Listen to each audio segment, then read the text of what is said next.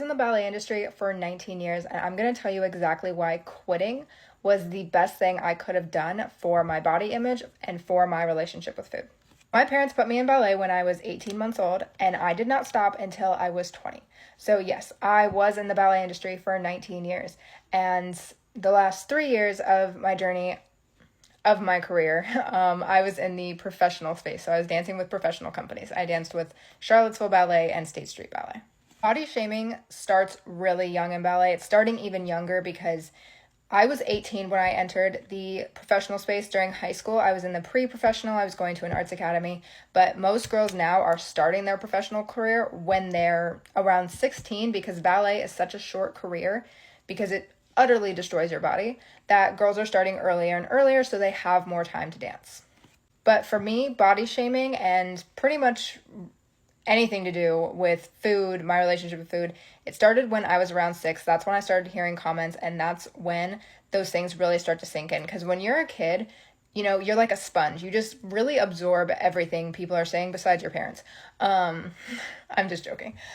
Even what your parents say, like, you do absorb it like a sponge. So, I didn't realize till I got to high school that everything I'd been hearing since I was 6, it would just gradually building up in my mind. And it was the foundation that, eventually led me to be stuck in a 5-year eating disorder. And after 2 years of recovery, I truly thought I was fully recovered. But instead of being fully recovered, I'd actually just transitioned into a binge eating disorder. And that was because I'd restricted myself for 3 years so that when I went through recovery, I was pretty controlled about my recovery because I knew that, I didn't want to go all the way off the deep end, but eventually I did, and I developed binge eating disorder. And that's not any better than a regular eating disorder. Not that binge eating disorders aren't regular, but it's not any better than the typical ones because, it's just the other extreme. It's still not healthy for you, it's still not good for you, and it's yet another thing you have to recover from. But for the longest time, I could not figure out why it was so difficult for me to break out of restriction, out of binge eating. I was so confused as to why I could not just do this. I thought I was doing everything right.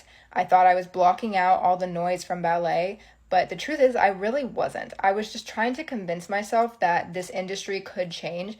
I was trying to convince everyone around me, directors, my parents, me, that all it was going to take was one girl who wasn't a double size zero to make it on stage for people to start changing their minds about body types in ballet.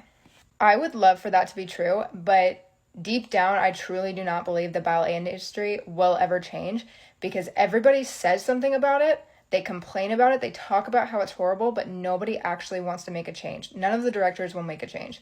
My director at the last company I was with literally talked to her about this, literally talked to her about the body shaming that I had experienced at her company.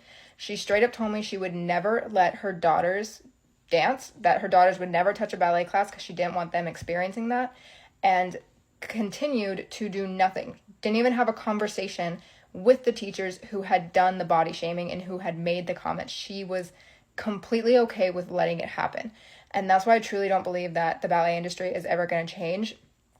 And after an injury that I had to take about 3 months off because I pulled a muscle in my inner thigh, continued to dance on it for 2 months to the point where I could not walk anymore. So taking 3 months off was 100% necessary. And during those 3 months, I had the healthiest relationship with my body and food that I'd had in my entire life. I noticed just everything got better. My inflammation went down because I wasn't as stressed and I wasn't doing 45 hours of cardio a week. I started having less bad body image days. I actually started eating lunch again, and I had completely transitioned out of eating lunch, and that's what got me into my binge eating disorder. Everything started clicking into place, and I was so unwilling to accept that the sole reason for that was because I wasn't dancing at the time, because I kept telling myself there is no way that your greatest passion is also the source of your greatest pain.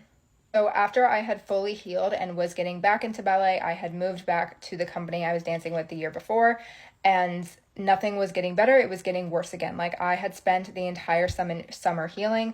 I'd spent the entire summer feeling so good about food, feeling so good about my body. I had never been that confident before in my entire life, and it all came crumbling down as soon as I started dancing again.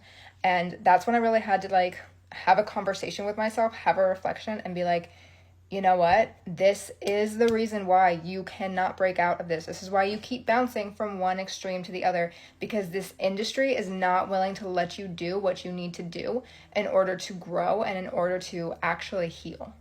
And I've been seeing a lot about this on TikTok, but in order to accept the next phase of your life, in order to keep growing and just keep evolving in this very short time we have here, you have to be willing to let things go. And I had to be willing to let go of my first love, my first passion, something that, as much as it took from me, it did give a lot as well. I had to be willing to give that up because I knew that it was no longer my greatest passion anymore. It was only becoming a source of pain.